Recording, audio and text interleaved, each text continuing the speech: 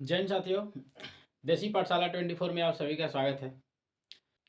आज फिर से LP technician previous year question के साथ उपस्थित हुए हैं। आज के सेशन का पहला प्रश्न है, संवेग की इकाई क्या है? संवेग की इकाई क्या है? आइए देखते हैं संवेग क्या होता है।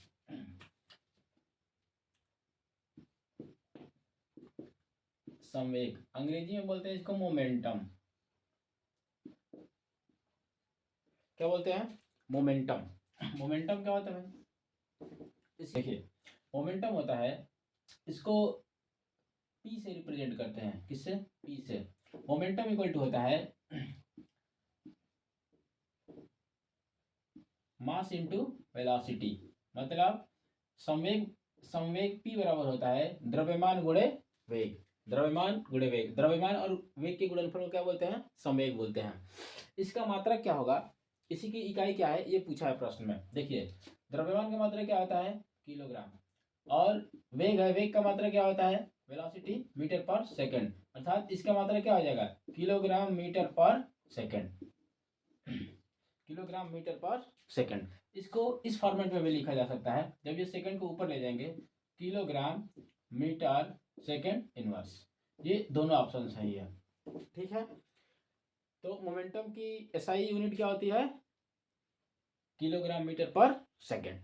ठीक है, आइए एक क्वेश्चन डील करते हैं। इस समझ लीजिए कि कोई ऑब्जेक्ट है जिसका मास है 5 kg। क्या है? इसका मास कितना है? 5 kg है। अगर इसको किसी वेलोसिटी से इसको 20 मीटर पर सेकेंड की स्पीड से उसको क्या कर दिया जाता है? फेंक दिया जाता है। तो बताइए कि उसमें मोमेंटम कितना होगा? मोमेंटम कितना होगा? मोमेंटम P इक्वल टू क्या हो जाएगा? m into v. कितना? 100 क्या? kg metre per second. ठीक है, उम्मीद करते हैं कि आप मोमेंटम क्या करेंगे, समझ चुके होंगे। ऑप्शन नंबर कौन सा सही हो जाएगा? ऑप्शन नंबर सही हो जाएगा B. Option number B is right answer. ठीक है, आज का दूसरा प्रश्न है, हाइड्रा हाइड्रा प्रजनन कैसे करता है? ऑप्शन है विखंडन द्वारा, बहुविखंडन द्वारा, मुकुलन द्वारा तथा बाइनरी विखंडन द्वारा। देखिए, हाइड्रा के बारे में समझते हैं। हाइड्रा जो होता है, हाइड्रा जो प्रजनन करता है, ये मुकुलन द्वारा करता है। कैसे करता है? मुकुलन, जिसको हम क्या बोलते हैं? बर्डिंग। क्या बोलते हैं? बर्डिंग। हाइड्रा कैसे प्रजनन करता है जी? रिप्रोडक्शन कैसे करता है? ये रिप्रोडक्शन प्रजनन कैसे करता है? बर्डिंग द्वारा। ठीक है, अब इसमें दिया है विखंडन अमीबा में होता है, मुकुलन किस में होता है? तो हाइड्रा में होता है। ये काफी फेमस सवाल है, ये अक्सर एग्जाम में पूछा जाता है कि बताइए कि हाइड्रा प्रजनन कैसे करता है? हाइड्रा प्रजनन कैसे करता है? तो कैसे करता है? मुकुलन द्वारा करता है। कैसे? मुकुलन द्वारा। याद रखेंगे। बर्डिंग, इसमें क्या होता है कि एक इस टाइप का रहता है। मुकुलन में क्या होता है?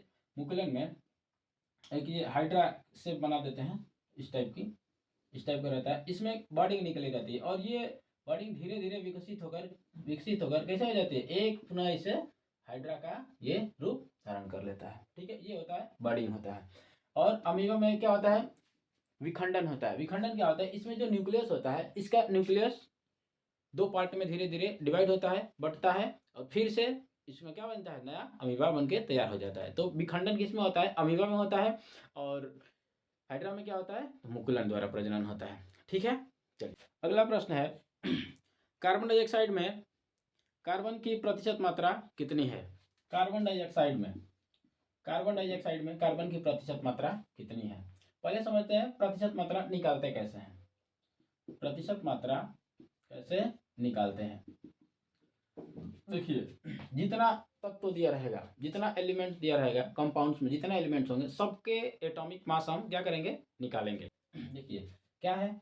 कार्बन है, कार्बन एटम्स का कितना होता है? 12 होता है। ऑक्सीजन एटम्स का कितना होता है? एक का होता है 16। तो दोनों का कितना हो जाए? 16। दो है तो दो, कितना हो गया? 12 प्लस 16 कितना हो गया? 32। ठीक है, आगे कितना? और ये,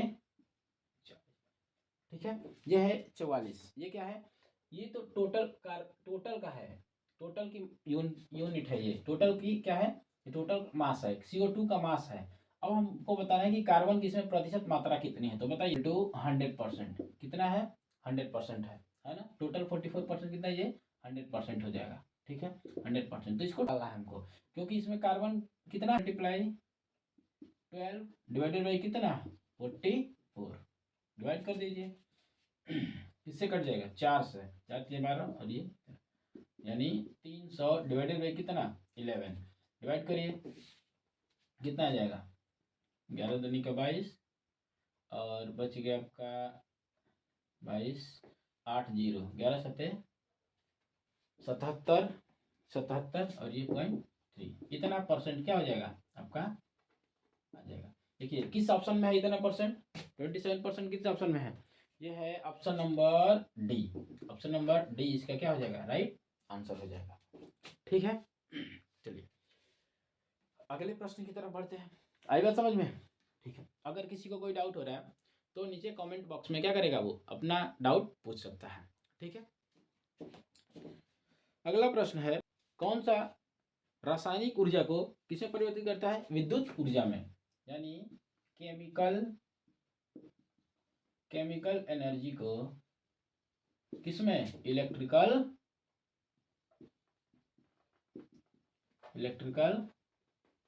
एनर्जी में कन्वर्ट करता है। रासायनिक ऊर्जा को किसमें,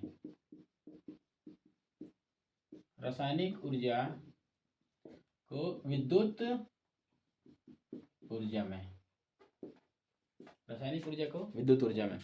4 ऑप्शन की बात करते हैं। पहला ऑप्शन दिया है विद्युत हीटर, क्या दिया है, विद्युत हीटर। हीटर के बारे में समझते हैं। हीटर क्या होता है, इसमें नाइक्रोम का वायर होता है। जो हीटर में जो फिलामेंट यूज किया जाता है वो किसका होता है, नाइक्रोम का होता है, नाइक्रोम का। इसमें राउंडिंग रहती है और जो इसमें क्या करते हैं हम, विद्युत उसमें उसको देते हैं, इलेक्ट्रिक करंट क्या करते हैं, उसको देते हैं, इलेक्ट्रिक करंट देते हैं, जिससे हम क्या करते हैं, वो हमको उष्मा देता है, हीट एनर्जी देता है। इसका मतलब क्या होगा, ये इलेक्ट्रिक एनर्जी को, इलेक्ट्रिक जो एनर्जी है उसको किस में कन्वर्ट करता है, हीट एनर्जी में। किस में कन्वर्ट कर रहा है, हीट एनर्जी में कन्वर्ट कर रहा है, ठीक है। ये ऑप्शन नहीं होगा। उसके बाद से ऑप्शन है विद्युत पंखा। पंखा है जो आपका फैन होता है, फैन। ये फैन को भी क्या करते हैं हम, इलेक्ट्रिक करंट देते हैं, क्या, इलेक्ट्रिक करंट देते हैं। इसका मतलब इसमें इलेक्ट्रिक एनर्जी लिया, और इलेक्ट्रिक एनर्जी लिया तो देता क्या है, ये मैकेनिकल एनर्जी देता है। कौन सा, मैकेनिकल एनर्जी। मैकेनिकल एनर्जी क्या होता है, देता है। मतलब विद्युत ऊर्जा को किसमें बदलता है, यांत्रिक ऊर्जा में बदलता है। पंखा क्या है, एक प्रकार का यंत्र होता है, इसलिए ये विद्युत ऊर्जा लेता है और यांत्रिक ऊर्जा क्या होता है, प्रदान करता है। ये भी ऑप्शन नहीं होगा। अगला ऑप्शन है सौर सेल। सौर सेल, सौर सेल का काम करता है, प्रकाश ऊर्जा को किसमें बदलता है, विद्युत ऊर्जा में। प्रकाश ऊर्जा किसमें बदलता है, विद्युत ऊर्जा में। जो हमारे घरों पे सौर प्लेटें लगी रहती है उसमें वायर किसका रहता है, सिलिकॉन वायर रहता है। इसका रहता है सिलिकॉन। अब ये क्या करता है, प्रकाश जो लाइट एनर्जी लेता है और घर में बैटरी क्या करता है, बैटरी चार्ज करता है। इसका मतलब वो विद्युत ऊर्जा में बदल देता है। प्रकाश ऊर्जा लेता है, प्रकाश ऊर्जा को विद्युत ऊर्जा में क्या करता है, बदलता है, ठीक है। अगला ऑप्शन है हमारा विद्युत सेल। विद्युत सेल का काम क्या होता है कि रासायनिक ऊर्जा को विद्युत ऊर्जा में बदलता है। नाम ही है इसका क्या, विद्युत सेल, विद्युत देगा। रासायनिक ऊर्जा किसमें बदलता है, विद्युत ऊर्जा में बदलता है। ऑप्शन नंबर हमारा डी इज राइट आंसर। बढ़ते हैं अगले प्रश्न की तरफ। रिक्त स्थानों में सबसे उपयुक्त विकल्प भरें। देखिए इधर दिया है 18 वोल्ट, क्या दिया है 18 वोल्ट इक्वल टू डैश 3 ओम, कितना 3 ओम। इसका मतलब, और हमको पूछा गया है कि इसमें करंट बतानी है, कितनी करंट है। देखिए करंट बतानी है, आपको पता है V इक्वल टू होता है I इंटू आर। हम सब यहाँ पे सपोज मान लीजिए कितना है, यहाँ पे I एम्पियर की करंट इसमें फ्लो होगी। कितने एम्पियर की, I एम्पियर की करंट फ्लो होगी। तो I की वैल्यू कितनी हो जाएगी, V इक्वल टू होता है I इंटू आर, ओम्स लॉ के अकॉर्डिंग, है ना। ओम्स लॉ क्या कहता है, V equal to I into R।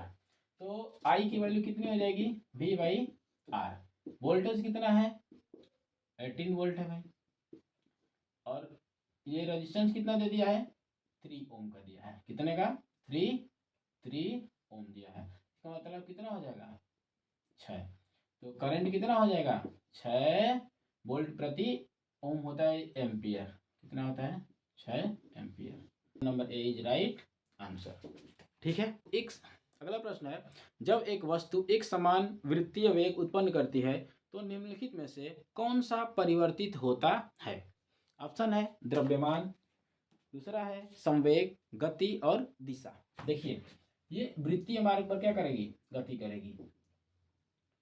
कोई भी वस्तु है इस वृत्तीय मार्ग पर क्या करेगी, गति करेगी। तो इसका द्रव्यमान मान लीजिए कि 10, 5 या 50 किलोग्राम का द्रव्य कोई वस्तु है, ये वृत्तीय मार्ग पर क्या कर रही है, गति कर रही है। तो इसका द्रव्यमान परिवर्तित थोड़े नहीं हो जाएगा, द्रव्यमान इसका परिवर्तित नहीं हो जाएगा, वो उतने का उतना ही रहेगा।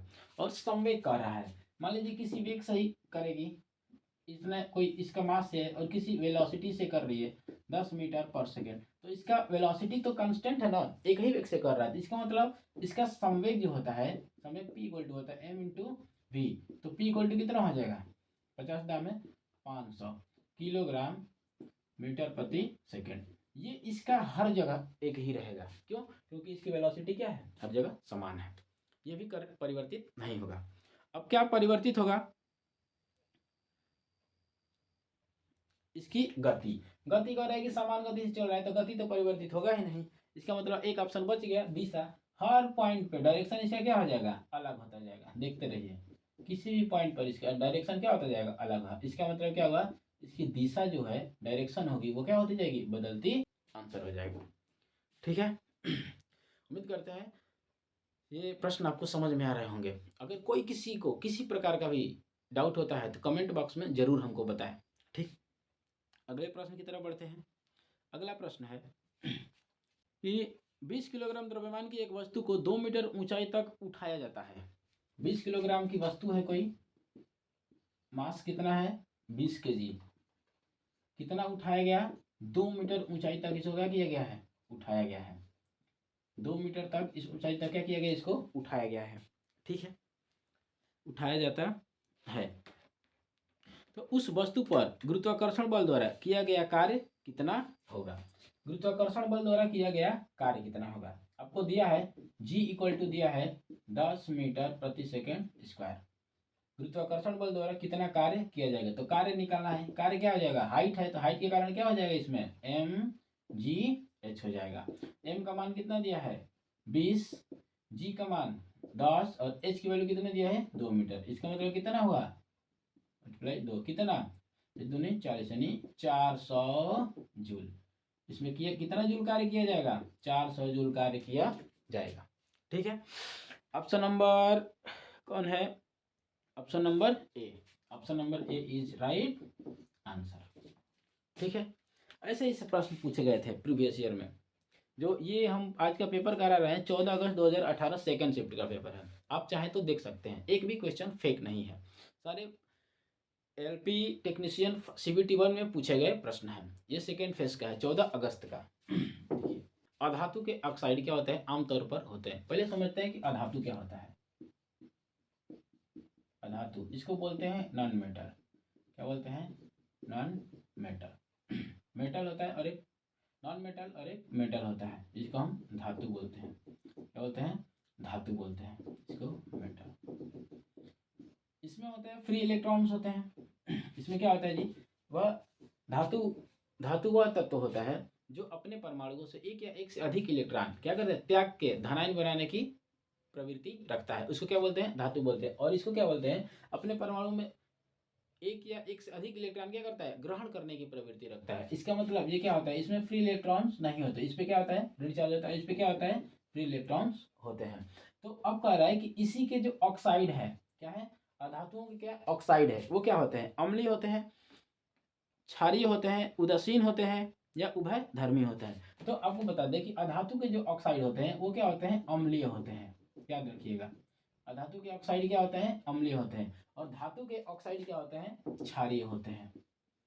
धातु के ऑक्साइड क्या होते हैं? क्षारीय। जैसे सोडियम है, सोडियम और हाइड्रोक्साइड, सोडियम ऑक्साइड क्षार है।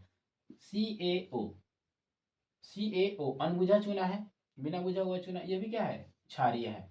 तो जो भी धातु होगा, धातु के ऑक्साइड क्या होते हैं? क्षारीय होते हैं, ठीक है। और अधातु के ऑक्साइड क्या होते हैं? अम्लीय होते हैं, ठीक है, याद रखिएगा। अगला प्रश्न है कि एक हाइड्रोजन में एक इलेक्ट्रॉन 5.0 × 10⁻⁻11 त्रिज्या की कक्षा में, देखिए त्रिज्या कितना दिया है, इसका रेडियस दिया है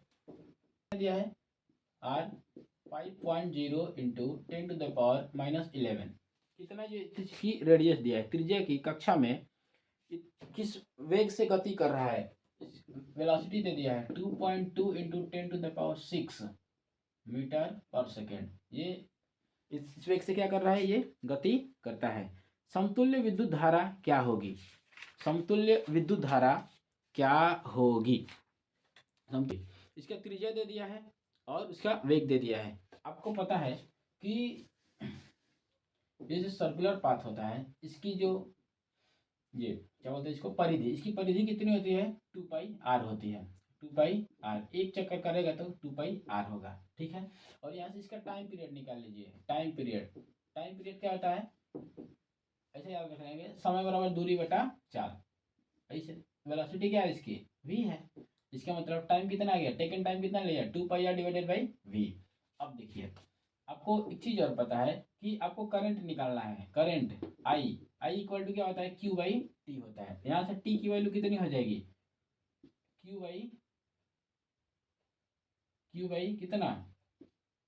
I, Q/I हो जाएगी, ठीक है ना। अब देखिए T की वैल्यू इतना भी है और इधर ये भी है। हमको I की वैल्यू क्या करनी है? फाइंड आउट करनी है। देखिए T बराबर इतना ये भी है और इतना भी है। देखिए तो इसके इक्वल टू हम क्या कर सकते हैं? इतना कर सकते हैं 2πr / v। अब I की वैल्यू हम यहाँ से क्या करेंगे? आसानी से फाइंड कर सकते हैं। देखिए I इक्वल टू क्या हो जाएगी? ये नीचे आ जाएगा। I की वैल्यू हो जाएगी यहाँ से Q × v / 2πr। अब इसको कैलकुलेट कर लीजिए। देखिए Q की वैल्यू कितना होती है आपको पता है, ये प्रश्न में दिया भी है। Q इक्वल टू दिया भी है 1.6 × 10⁻⁻19 कूलम। क्वेश्चन में दिया है, गिवन है 1.6 × 10⁻⁻19 कूलम। वेलोसिटी कितनी दिए हैं? 2.2 × 10⁻6 मीटर प्रति सेकेंड। और ये 2 / 7 और r रेडियस दिया है कितना? 5.0 × 10⁻⁻11। अब इसी को सॉल्व करेंगे तो हमारा करंट का मान निकलेगा। आइए सॉल्व करते हैं। देखिए कैसे, कटने वाला तो है, दिख नहीं रहा है कहीं। हाँ यहाँ दिख रहा है, यहाँ आपको दिख रहा है। देखिए ये ऐसे कट जाएगा, यहाँ एक कम कर देंगे 5 तो ये 0 हो जाएगा, ये 22 हो जाएगा और 22 से 22 कट जाएगा। अब देखिए ये है 2, फिर अगर यहाँ से एक 0 इसको दे दें तो यहाँ पर हो कितना जाएगा? यहाँ पे 4 हो जाएगा। एक 0 घटा देंगे तो ये कितना हो जाएगा? 4 हो जाएगा। और ये 0 हो जाएगा तो कितनी बार में कट जाएगा? 8 टाइम्स में कट जाएगा। अब समझिए, और यहाँ से एक 0 बढ़ा दें और इसको 5 है, यहाँ से एक 0 कम कर दें, यहाँ पे 3 कर दिए, यहाँ कितना हो गया? 5। कितनी बार में कट जाएगा? 16 टाइम्स में कट जाएगा, ठीक है। अब हमारा खत्म, ये भी कट गया है, इससे कटा था 8। अब क्या आ गया? ये 7 आ गया है, ठीक है। 7 जाएगा ऊपर, इसमें मल्टीप्लाई होगा 16, 16 × 7, 16 × 7 मल्टीप्लाई क्या हो गया? 10⁻⁻19 और 10⁻3 और ये ऊपर जाएगा तो 10⁻11 हो जाएगा, ठीक है। अब मल्टीप्लाई कर दीजिए, इसका हो जाएगा 112 और हो जाएगा, इसमें से इसको घटा देंगे, इसको जोड़ दीजिए, इसको ऐड करके इसको घटा दीजिए, कितना आ जाएगा? 11 3 14, 11 3 कितना हो जाएगा? 14। इसका मतलब हम इसको लिख सकते हैं यहीं पर 14 प्लस है, इसमें से घटा देंगे तो कितना आ जाएगा? -5। 10⁻⁻ कितना हो जाएगा? 5। 10⁻⁻5। करंट कितना हो गया? I इक्वल टू कितना हो जाएगा? 10⁻⁵। अब हम देखते हैं ऑप्शन क्या दिया है। ऑप्शन दिया है, ऑप्शन तो ऐसा है नहीं, ऑप्शन ऐसा है नहीं, तो क्या करना पड़ेगा हमको? देखिए इनको मान लीजिए पॉइंट यहाँ पर है, आई इक्वल टू पॉइंट को इधर लाइए 1.12 और 10⁻² है और ये 10⁻⁻ कितना है 3 है। अब ये कितना हो जाएगा? I equal to 1.12 into 10, sorry ये 5 ना है 5, और ये कितना हो जाएगा 10⁻⁻3। इसको हम क्या बोलते हैं? इसको बोलते हैं हम इस वैल्यू को हम यहाँ लिख रहे हैं, इसको बोलते हैं आई इक्वल टू, इसको मिली बोलते हैं। तो 1.12 हो जाएगा मिली एम्पियर। कितना हो जाएगा? 1.12 मिली एम्पियर। 10⁻³ होता है मिली होता है, क्या होता है? मिली होता है, ठीक ना। 1 मिली एम्पियर बनेगा, 1 मिली एम्पियर में होता है 10⁻³ एम्पियर। ठीक है, इसकी जगह पे क्या रख देंगे हम? मिली रख देंगे और ये एम्पियर। इसका राइट ऑप्शन कौन सा हो जाएगा? ऑप्शन नंबर किसमें दिया है? ऑप्शन नंबर देख लेंगे। ऑप्शन नंबर दिया है 1.1, ऑप्शन नंबर डी। कौन सा दिया है? Option number D. Option number कौन सा दिया है? Option number D. Option number D इसका क्या हो जाएगा? राइट आंसर हो जाएगा। देखिए दोस्तों ये क्वेश्चन आसान नहीं था, इसको रिलेट करके सीखना होगा, ठीक है। चलिए आज की कक्षा यहीं तक समाप्त करते हैं। अगर किसी को कोई समस्या है तो कमेंट बॉक्स में पूछ सकता है। उम्मीद करते हैं कि आप सबको ये प्रश्न समझ में आए होंगे। अगर वीडियो अच्छी लगे तो चैनल को सब्सक्राइब करें, लाइक करें और कमेंट बॉक्स में अपनी राय जरूर दें। Thank you.